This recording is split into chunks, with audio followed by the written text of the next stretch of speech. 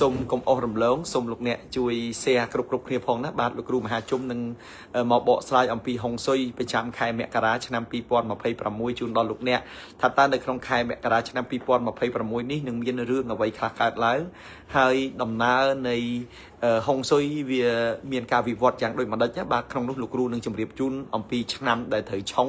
សម្រាប់ខែមករានេះក៏ដូចជាឆ្នាំដែលត្រូវហេងសម្រាប់ខែមករានេះផងដែរហើយចង់ដឹងថាតើទិសដែលចាប់ផ្ដើមទំព័រនៃ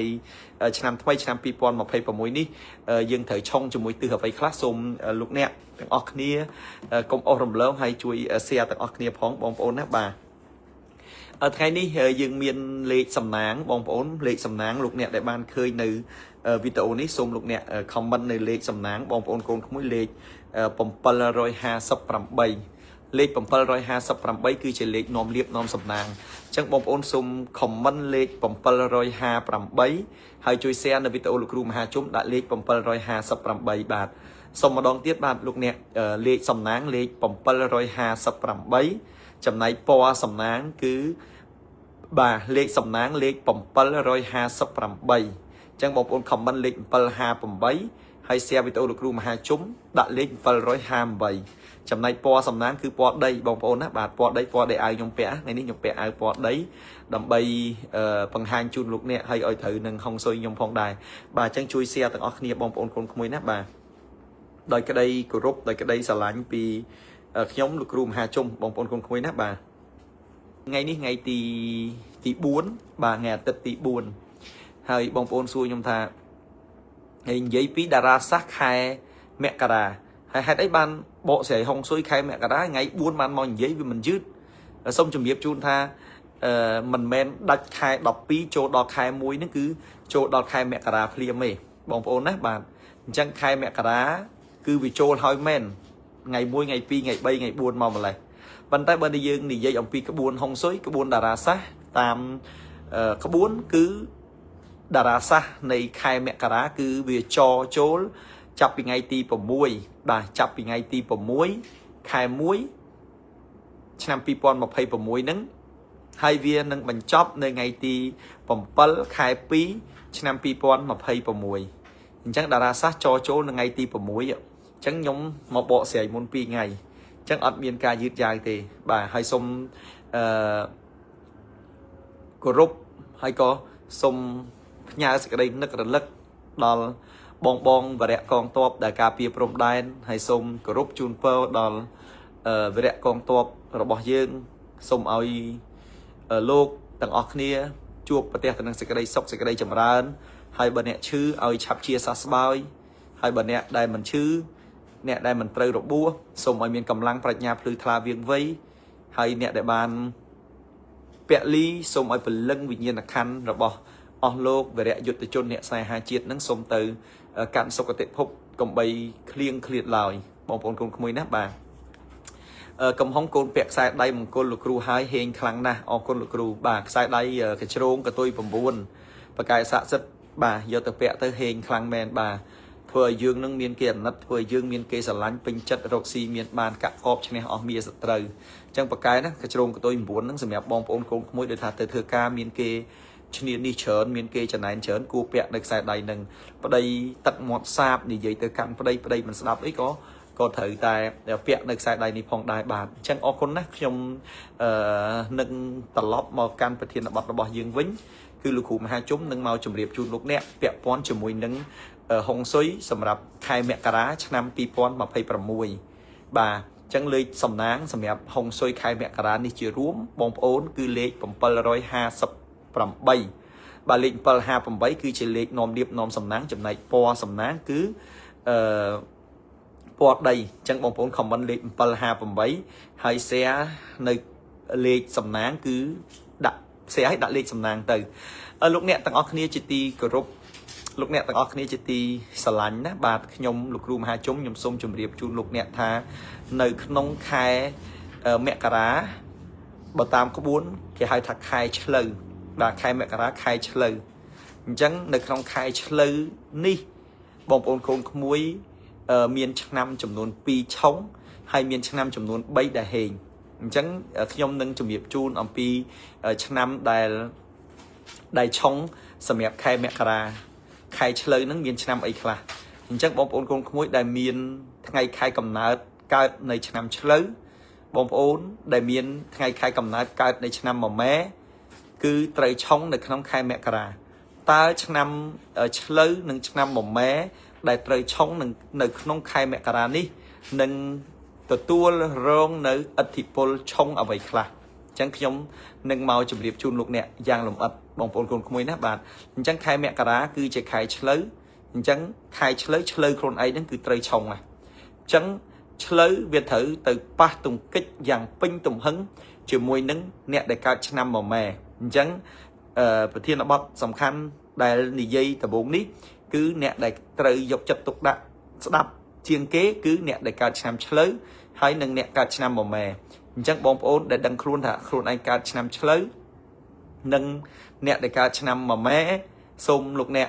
comment នៅលេខសំណាងដើម្បីយកហេងលេខ758បាទអញ្ចឹងនៅក្នុងខែឆ្លូវឆ្នាំ2026ខែ1នេះបាទខែមករាខែឆ្លូវនេះគឺអ្នកដែលកើតឆ្នាំឆ្លូវគឺត្រូវឆុងហើយអ្នកដែលកើតឆ្នាំមម៉ែគឺក៏ឆុងដែរអញ្ចឹងឆ្លូវដែលជាឆ្នាំប្រចាំខែហ្នឹងវានឹងទៅប៉ះទង្គិចជាមួយនឹងមម៉ែអញ្ចឹងអ្នកដែលកើតឆ្នាំឆ្លូវនិងឆ្នាំមម៉ែហ្នឹងត្រូវជួបនៅរឿងមួយចំនួនអញ្ចឹងអ្នកដែលកើតឆ្នាំឆ្លូវហ្នឹងនឹងនាំទុកនាំលំបាកទៅដល់អ្នកកើតឆ្នាំមម៉ែហើយអ្នកដែលកើតឆ្នាំមម៉ែហ្នឹងក៏ត្រូវជួបនឹងបញ្ហាមួយចំនួនទី1គឺរឿងរ៉ាវផ្សេងដែលកើតឡើងបែរថាតួរាសីឆ្នាំឆ្លូវហ្នឹងនឹងទៅធ្វើជាមាយាដកខ្ញីដើម្បីកំទេចដើម្បីកំចាត់អ្នកដែលកើតឆ្នាំមម៉ែដូចយើងហៅថាល្បិចកលក្នុងរាជវាំងអញ្ចឹងស្រីស្នំឈ្លោះប្រកែកគ្នាអញ្ចឹងរឿងហ្នឹងអាចធ្វើឲ្យអ្នកកើតឆ្នាំឆ្លូវហ្នឹងមានរឿងខកចិត្តមានបញ្ហាកើតឡើងបើយើងនិយាយអំពីតារាសាស្ត្រទូទៅអញ្ចឹងវាមានរឿងអាក្រក់កើតឡើងច្រើនបើសិនជាអ្នកដែលកើតឆ្នាំមម៉ែហ្នឹងខ្វះការប្រុងប្រយ័ត្នអាហ្នឹងបើយើងនិយាយជាទូទៅបងប្អូនស្ដាប់ឲ្យតន់បាទបើយើងនិយាយពីជាទូទៅប៉ុន្តែបងប្អូនត្រូវចាំថាអ្វីដែលបងប្អូនស្ដាប់អ្វីដែលបងប្អូនឮឡើងហ្នឹងគឺជាខែឆ្លូវនៅក្នុងឆ្នាំផ្សេងនៅក្នុងឆ្នាំផ្សេងមិនមែនឆ្នាំ2026ទេយើងអាចនិយាយបាននៅឆ្នាំ2027យើងអាចនិយាយបាននៅក្នុងឆ្នាំ2025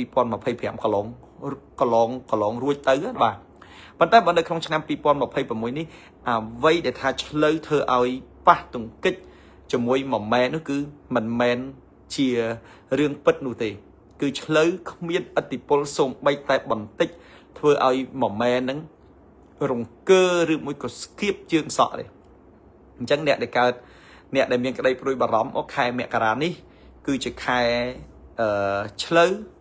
ហើយត្រូវអូយវេទនាណាស់មម៉ែត្រូវប្រុងប្រយ័ត្នអាហ្នឹងគឺគ្រាន់តែជាថាយើងភ័យប៉ុន្តែវាអត់មានឥទ្ធិពលអីកើតឡើងទេអញ្ចឹងសូមបងប្អូនអ្នកដែលកើតឆ្នាំមម៉ែសូមធ្វើចិត្តឲ្យសប្បាយរីករាយពីព្រោះថាទោះបីជាខែនឹងឆ្លូវមែនក៏ឆ្លូវនឹងអត់មានគេហៅថាឥទ្ធិពលអត់មានអំណាចដើម្បីទៅធ្វើឲ្យមម៉ែនឹងអង្គើធ្វើឲ្យមម៉ែនឹងកើតទុកបានទេអញ្ចឹងអ្នកដែលកើតឆ្នាំមម៉ែគឺខ្លាំងមែនតើណាឥទ្ធិពលពេញខ្លួនណាដូចថាយើងកូនប្រធានាធិបតីអញ្ចឹងគ្មានអាណាហ៊ានប៉ះយើងបានទេនៅក្នុងឆ្នាំ2026ហ្នឹងហេតុនេះបានខែឆ្លូវហើយមម៉ែអត់អង្គើមម៉ែអត់ស្គៀបជើងធ្មេញមម៉ែអត់ខ្វល់ដោយសារតែមម៉ែគឺជាតួអង្គសំខាន់នៅក្នុងឆ្នាំ2026ឆ្នាំ2026ឆ្នាំជូតឆុងជាមួយមមីឆ្នាំ2026គឺជាឆ្នាំមមីបងប្អូនយល់ណាបងប្អូនឆ្នាំ2026គឺជាឆ្នាំមមីអញ្ចឹងនៅក្នុងឆ្នាំមមីនេះអ្នកដែលកើតឆ្នាំមម៉ែគឺខ្លាំងជាងគេបំផុតអញ្ចឹងមម៉ែត្រូវបានទទួលបានដាវអញ្ញាសឹកនៅក្នុងឆ្នាំមមីអញ្ចឹងអ្នកដែលកើតឆ្នាំមម៉ែនៅក្នុងឆ្នាំ2026នេះជីសេះលែងដៃមម៉ែនៅក្នុងឆ្នាំ2026នេះគឺហេងមម៉ែនៅក្នុងឆ្នាំ2026នេះគឺពាក្យខ្មែរនិយាយឲ្យសាមញ្ញអគាត់ស្ដាប់ថាអត់មានខ្លាចអាណាទាំងអស់អញ្ចឹងទោះបីជាខែមករាដែលជាខែឆ្លូវក៏ដោយក៏ឆ្លូវអត់មានឥទ្ធិពលទៅធ្វើឲ្យមម៉ែកើតទុក្ខលំបាកវេទនាតោកយ៉ាអីដែរអញ្ចឹងនៅក្នុងឆ្នាំ2026ខែ1 cứ nẹt đại cao năm một mé cứ tu liệp nơi đàm khai mong ai tinh rồi bỏ ban ai tụi tua ban nơi cật đô rồi mỗi có ai tụi tua ban nơi ở vấy đại chia phép là opasa sờ bài chất rì nhìn chẳng á bà phân tái dương nẹt cao năm một mé đôi khi nó có thời tay phùng rừng phơi chặt con anh này dương miên nát mến dương miên ít thịt pol mến vấn đề dương ở chưa chẹt lừa con ấy có kê thừa bạp kịp sẵn cọt dương bàn đây phần tay bởi dương miền ất tịch pol lấy dương miền ẩm nát hay dương chưa chẹt lừa con ấy cứ ở miền nào pa dương bàn này chẳng nơi không khai mũi ní nè cá cha mà mẹ mình oi miền cà phê pruy đôi kỳ tha ôi nè cá cha mà mẹ thử cái oi tô thử chơi đang thử thơ bạp thử ấy ọt ai pa bàn này chẳng á phần tay dương thử muốn tha anh mình khai ở nào tầng vì bùi dương miền ai cọ cà phê dương miền đan sầm mặt cái cà phê dương này chẳng dương ọt miền khoa lấy tiền tên là không khai mùi nhưng chẳng bom ôn nè để cảในឆ្នាំមកម៉ែគឺអត់ឲ្យភ័យព្រួយអីទាំងអស់ហើយចឹងអ្នកកើតឆ្នាំឆ្លើយយ៉ាងម៉េចដែរឆ្លើយគឺជាម្ចាស់ផ្ទះ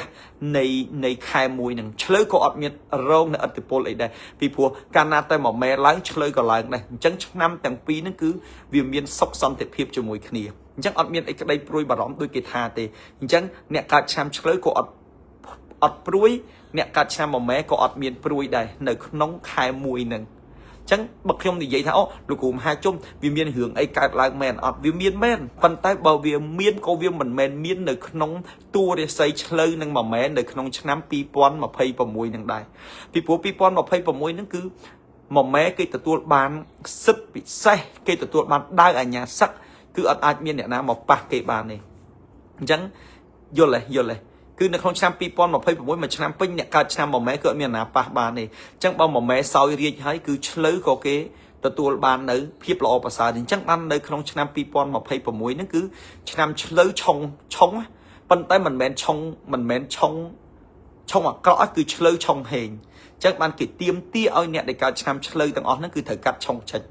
កាត់ឆុងឲ្យត្រូវក្រោយពីកាត់ឆុងឲ្យត្រូវយើងអស់ឆុងយើងអស់ចង្រៃយើងនឹងទទួលបានហេងត្រឡប់មកវិញចឹងអ្នកដែលកើតឆ្នាំឆ្លើយហ្នឹងគឺអ្នកដែលមកកាត់ឆុងជាមួយខ្ញុំលោកគ្រូមហាជុំហ្នឹងគឺកំពុងតែផ្ទុះលៀបកំពុងតែហេងកំពុងតែសំណាងហើយបាទហើយអ្នកដែលមិនទាន់កាត់ឆុងឬកាត់មិនត្រូវអាហ្នឹងក៏មិនទាន់មានលៀបអីដែរព្រោះវាឆុងបាំងមុខចឹងបានថាអ្នកដែលកើតឆ្នាំឆ្លើយគឺត្រូវមកកាត់ឆុងចេញជាបន្ទាន់ដើម្បីយកហេងពីព្រោះថាឆ្លើយវាឆុងពិតមែនប៉ុន្តែបើយើងយកឆុងចេញទៅវាលែងឆុងហើយចឹងមួយម៉ែគឺជាឆ្នាំមួយដែលទទួលបានដាវអាញាស័កខ្លាំងជាងសត្វដទៃទៀតហើយសូមបញ្ជាក់ថានៅក្នុងឆ្នាំ2026នេះ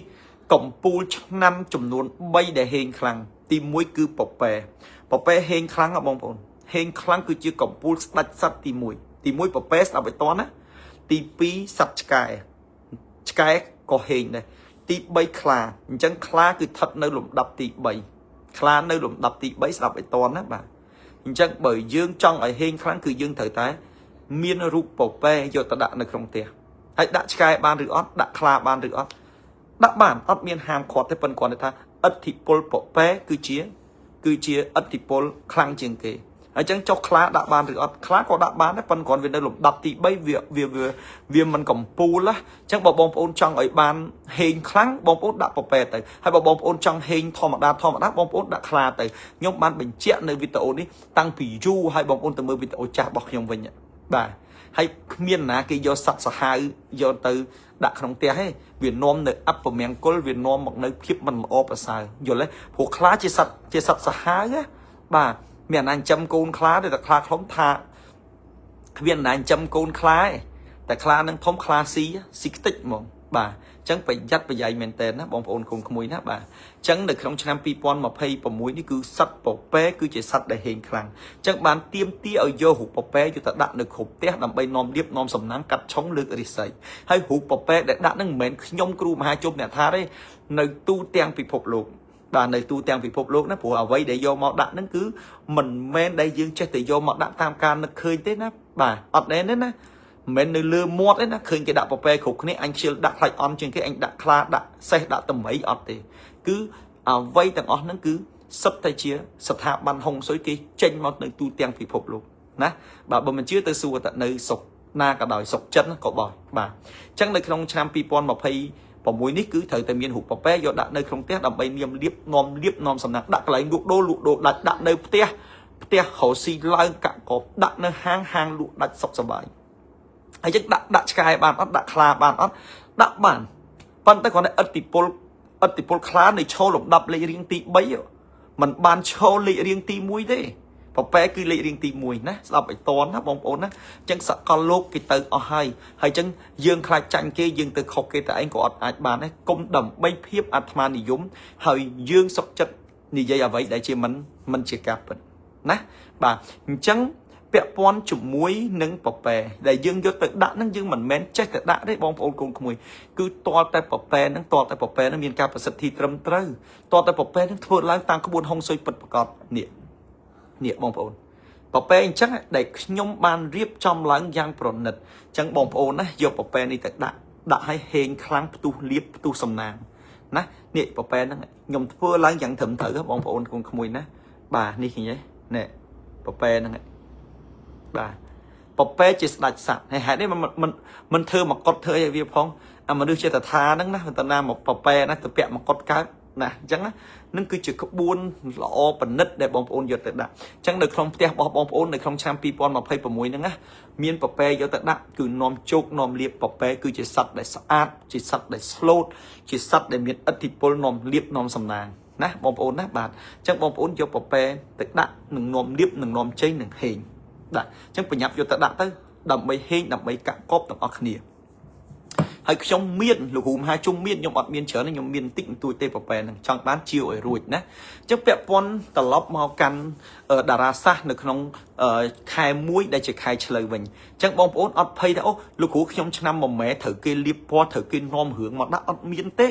ដោយសារតែមួយម៉ែហ្នឹងទទួលបានដៅអញ្ញាសឹកយ៉ាងពិសេសធ្វើអីក៏អត់មានណាហ៊ានឈ្លានពានបានដែរប៉ុន្តែយើងត្រូវតែពង្រឹងផ្លូវចិត្តរបស់យើងយ៉ាត់គេថាអូអ្នកឯងកើតឆ្នាំមួយម៉ែត្រូវមានរឿងកើតឡើងត្រូវមានឧបសគ្គត្រូវមានឥទ្ធិពល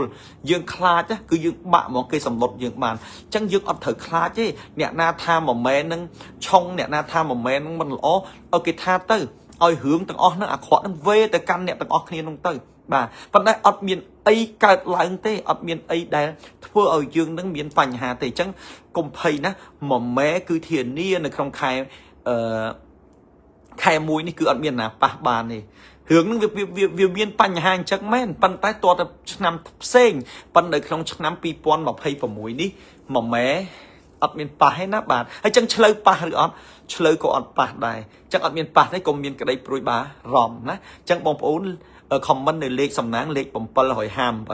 លេខ758លេខសំណាងចំណែកពណ៌សំណាងគឺពណ៌ដីខ្ញុំសូមជូនពរប្រសិទ្ធពរជ័យសិរីសួស្តីសុភមង្គលវិបុលសុខជូនដល់បងប្អូនកូនក្មួយហើយឈាតនៅក្នុងវីដេអូនេះបងប្អូនកូនក្មួយណាបាទខ្ញុំជំរាបជូនអំពីការសែនទេវតាទ្រព្យសម្រាប់ឆ្នាំ2026បងប្អូនបានមកសួរខ្ញុំលោកគ្រូមហាជុំឆ្នាំហ្នឹងសែនទេវតាទ្រព្យហ្នឹងនៅឆ្នាំណាហើយលោកគ្រូមហាជុំហ្នឹងមានរៀបចំกระดาษសែនទេវតាទ្រព្យជាវឬអត់ខ្ញុំតាមពិតខ្ញុំអត់ចង់រៀបខ្ញុំរៀបតែ100ឈុតឲ្យគត់ដើម្បីទុកជូនកូនសិស្សខ្ញុំសែនទេវតាទ្រព្យនៅក្នុងឆ្នាំ2026បងប្អូននៅក្នុងឆ្នាំនេះយើងសែននៅថ្ងៃ17ខែ1ខែ2បងប្អូនណាបាទសែននៅយើងសែននៅថ្ងៃទី17ខែ2ឆ្នាំ2026ម៉ោងសែនម៉ោង 7:50 នាទីល្ងាចបងប្អូនបាទឆ្នាំនេះយើងសែនចូលឆ្នាំចិនគឺយើងសែនថ្ងៃ16បាទថ្ងៃសែនគឺថ្ងៃ16បាទថ្ងៃសែនចូលឆ្នាំចិនគឺថ្ងៃ16ខែ2ឆ្នាំ2026ចំណែកឯថ្ងៃសែនទេវតាទ្រព្យគឺយើងសែនស្អែកបាទថាយើងសែនចូលឆ្នាំចិនថ្ងៃហ្នឹងស្អែកបានយើងសែនទេវតាទ្រព្យអញ្ចឹងទេវតាទ្រព្យឆ្នាំនេះតារាសាស្ត្រលោកយាងមកនៅម៉ោង7:50 នាទីល្ងាចម៉ោងនៅប្រទេសកម្ពុជាណាបាទអញ្ចឹងទេវតាទ្រព្យគឺត្រូវយាងចុះមកនៅថ្ងៃទី17ចិនហៅថ្ងៃឈៀវអិចបាទថ្ងៃឈៀវអិចម៉ោង7:50 នាទីអញ្ចឹងគឺបងប្អូនចាប់ផ្ដើមសែនខ្ញុំនឹងរៀបរាប់វីដេអូពេលក្រោយបងប្អូនណាបាទហើយខ្ញុំក៏បានរៀបចំនៅกระดาษសែនទេវតាទ្រព្យជូនដល់បងប្អូនអញ្ចឹងបងប្អូនណាដែលទម្លាប់សែនទេវតាទ្រព្យហើយមានលៀបមានជ័យរស់ស៊ីមានបានធ្វើតាមគ្រូមហាជុំទៅកាក់កបស្គាល់លុយស្គាល់កាក់បាទខ្ញុំសែនតាំងពីឆ្នាំ90ជាងទេវតាទ្រព្យហ្នឹងអញ្ចឹងបងប្អូនដែលសែនតាមខ្ញុំ3 4 5ឆ្នាំមកនេះគឺមានគ្រប់គ្នាហើយទោះបីជាវាមិនតាន់ដល់ថ្ងៃដែលត្រូវសែនក៏ដោយយើងត្រូវជាវយកឈុតទេវតាទ្រព្យនេះយកទៅដាក់ទុកក្នុងផ្ទះទុកក្នុងផ្ទះចោលកន្លែងណាមួយ cứ nâng hên khăn nâng tu liệp khăn bóng ủa niệm đằng vai đằng ó cứ chuyện đằng vai tê và đà trọp á bóng ôn á bà chắc bóng ôn ai tầm nẹt tầm nông chiêu bán nhom riệp tầm mà đôi chốt nhom chọc riệp nhom ọt miên pê và lía chăm nhom là bồ chắc đi dương miên ní cứ chuyện đằng vai tê và đà trọp á bóng ôn á dương vô từ sáng nơi ngày tí đọc bóng pal khai pí năm pi pon pay vào mùi nơi sau mà khai tiệt bàn tay dương vô từ túc nơi trong tiệt ca na từ túc tới miên hụt tê và đà trọp miên đằng vai miên phẹ ấy nơi không năng thằng ó dương vô từ túc tới cứ dương hình chẳng bóng ôn ai chiêu ở ruột vô từ túc tới hơi đòn ngày sáng dương sáng tại mặt đòn hãy đấy ban trăm chiêu vô từ túc nơi không tiếc cứ hình pin mà tiếc tại mặt đòn nát bóng ôn nát bà chẳng để tê và đa chai sân chui dương ở hồ si miên ban cả cột chẳng nhung sự nghiệp bằng năng chẳng bóng ôn nam miên đi say có chiêu từ túc trăm ngày đọc bờ khai pí cứ bóng ôn trăm xài nát bóng ôn nát bà thầy mong sáng đôi nhung ban sự nghiệp chung lục nè chẳng cứ bóng ôn xài kim miên mong bọc kế bà chăm đi tê và đa thuộc vỏ đó lục cho mò pê dục á bóng ôn á bà cho mò pê dục ngày sai mong phần tay ngày ní cứ cho mò ngày chiều ấy chứ bà ngày chiều ấy nó cứ về liam mong mong pal hạ sập bà mong pal hạ sập để ti là nghĩa những cứ dương chập làm sai này chắc bóng ôn ai chiều tê và đa trộp nâng bàn nè chốt sai tê và đa trộp vô từ tục sai này hỏi bắn chân là nhá dương chiều tới dương tục sai đập bây giờ liệp vô cháy chun trộp chôn thế hai bởi dương vô tục ở hói được không tiếc chập ngày nâng tới dương hình cả cốp tờ lọp màu vĩnh chẳng nhom sông chay lại chun bóng ôn phần nâng vẹn pon cho mùi nâng mà mẹ nâng chơi mình miên ất đi pol trong rừng mũi cỏ rương cọ cả làng tế nơi không khai mùi đi chẳng xôm công miên ca phây rồi bà cứ phâyแต่มายังก็เฮงดังโยเลียบโยใจต่างนาchẳng xôm chun poไอ้บานสบสบายต่างออกนี้ให้กะกบต่างออกนี้bàอะไรนี่dươngนี่dây ông pi chắc năm đại chồng tamပတ်chắc năm nó bị chồng pan té dương viêm đằng vậy tham mấy ở vị ở chồng phong đại sa mỏng mẹ nó kia tự tuột ban đai ở nhà sắc bóng ốt đai mơ hưởng chân đấy hưởng chân cứ đặt thà nè ai nhá cả năm ai nhá mê tọp xuân ù dương nâng bật tiên phạ và lấn mình slap chun ai chẳng anh thưa thưa ở slap đi chẳng cái bạn đai ở nhà sắc chẳng kiệt ấy chẳng bọc bé coi chân này nè cả trăm bọc bé cái chân này cái bạn đai ở nhà sắc này chẳng ở miền ấy bạc bọt cái bán này tuột đà ra sắc khai ấy khai tới cứ vì mình miền hưởng ấy cả lại thì nó bóng ôn con không mới nát bà chẳng xong chuẩn bị chun pan nắng bà hiện về tích pan tái có nâng chuẩn bị chun đo lục nè ơi bạn đăng tầng ở kia phòng đài bà chẳng dương phải chọc tầng pan nâng chó việc đời xa tại năm đến năm một mỹ á chẳng năm chơi đến năm một mấy thử trong và cánh bà nơi không khai mùi nè bạn thấy biết tới chia hình với đi ở miền ấy cái đây rồi bà ròm không chẳng ở phây chẳng nè cả năm một mấy nè cả năm chơi thử hủy luôn nè bông ôn con không nè bà chẳng là lấy dương xong phải chọc thầm nắng lấy dương bật tò chẳng là không khai mẹ cả đi cái đây bị năm một mấy hai nâng năm chơi miền năm chấm nón bay bông ôn chấm á nơi không khai mẹ cả nắng miền năm bay để hình khlang nơi không miền năm bay để hình khlang chẳng lúc nè để cả năm tặng bay nó cứ hình khlang mền tết nơi không khai mùi chẳng bông ôn bàn lưu video này hãy cùng kết thải năm ấy dương không ban lệ sầm nang sẵn cứ lệnh bal rồi hàm vậy hai chấm này po sầm nang po đây ai nhung pẹ po đấy nó bông ôn nó gặp bà chẳng lời nít đo năm để hình nơi không khai mẹ cả bà nét đại cao năm chấm nón bay cứ hình khlang chẳng chấm xôm ốp o sa tớ đo lục nét đại cao này năm chút mà sáng nhà đọc cả bà chẳng nét đại cao năm chút nét đại cao năm mà sáng nét đại cao năm đọc cả cứ chỉ năm đại hình khlang nơi nóng khai mẹ cả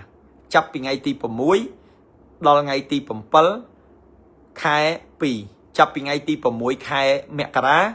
រហូតដល់ថ្ងៃទី7ខែកុម្ភៈឆ្នាំ2026ហ្នឹងអ្នកដែលកើតឆ្នាំចំនួន3ឆ្នាំជូតឆ្នាំម្សាញ់ហើយនឹងឆ្នាំរកាគឺរាសីឡើងខ្លាំងបាទហេងខ្លាំងអញ្ចឹងបងប្អូនកូនក្មួយទាំងអស់គ្នាអ្នកដែលកើតឆ្នាំជូតអ្នកដែលកើតឆ្នាំម្សាញ់អ្នកដែលកើតឆ្នាំរកាហ្នឹងគឺហេងខ្លាំងនៅក្នុងខែ1ចឹងសូមអបអរសាទរផងណាបាទអញ្ចឹងលោកអ្នកដែលកើតឆ្នាំទាំង3ហ្នឹងរាល់កិច្ចការងារចំនួនជួញដូរឬមួយក៏រាល់បញ្ហាទាំងឡាយទាំងពួងដែលយើងមិនទាន់បានសម្រេចធ្វើអីមិនកាក់កប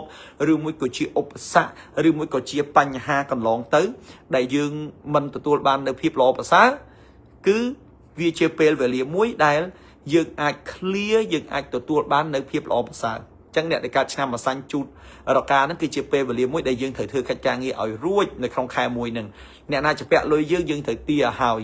dương trong đạn lụa đây dương trong đạn lụa hào dương trong thơ ấy dương thơ ấy hào nơi không khai mùi nừng đầm bay ở dương miền priếp bị phù đi xây dương là kháng á bà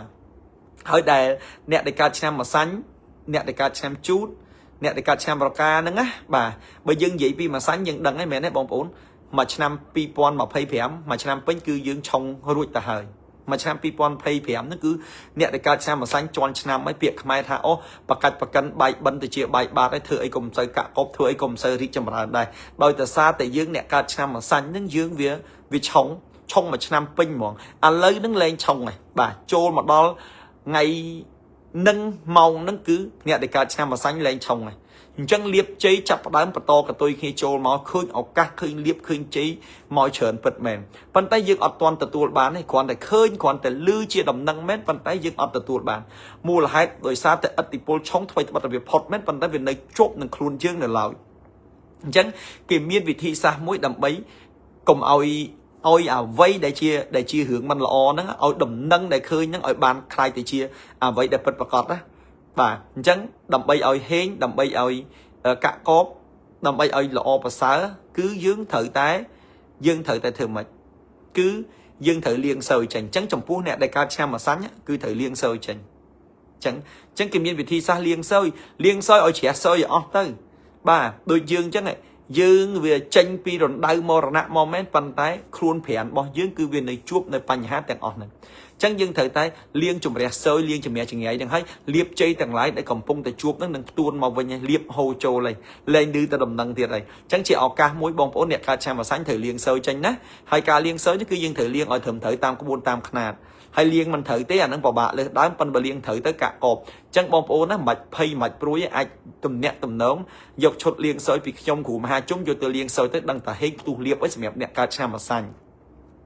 hai nẹt để ca cha chút anh đang rạc ca chútรากาลูกขุมหาจมชนำจุดหนึ่งชนำรากาในครองชนำปีปอนมาเพย์ปมวยนึกเข่งชงมาโรยเพียร้อยให้จังให้มาก็เรียใส่หลังยมทาบองปอนโกนขโมยเวียชงก็ชงเตยอัดเมียนเตยเธอไอ้บองปอนนั่งปอบะจัดอัดเอาแต่เธอบองปอนนั่งกายตกเต้ชงจีงทอมาดาเต้บองปอนบ่าชงจีงทอมาดาบ่าเนี่ยการชนำจุดชงก็ทอมาดาเนี่ยการชนำรากาชงก็เจียทอมาดาให้ได้มาชมทาทอมาดาเอาไปชงหอยถ่ายถึงมาchẳng chống viện miền ấy kéo bị lồng ba kéo bị Vietnamia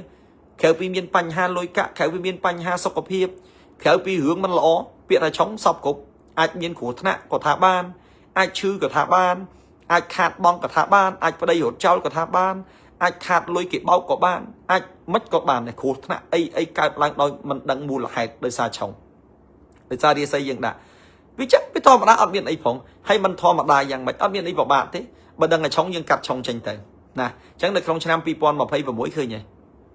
ទេវតាអនុគ្រោះឲ្យអ្នកដែលកើតឆ្នាំឆុងនោះដូចជាមានឱកាសច្រើនជាងអ្នកឆ្នាំមិនឆុងផងអញ្ចឹងយើងនាំគ្នាកាត់ឆុងចេញទៅអញ្ចឹងអ្នកកើតឆ្នាំម្សាញ់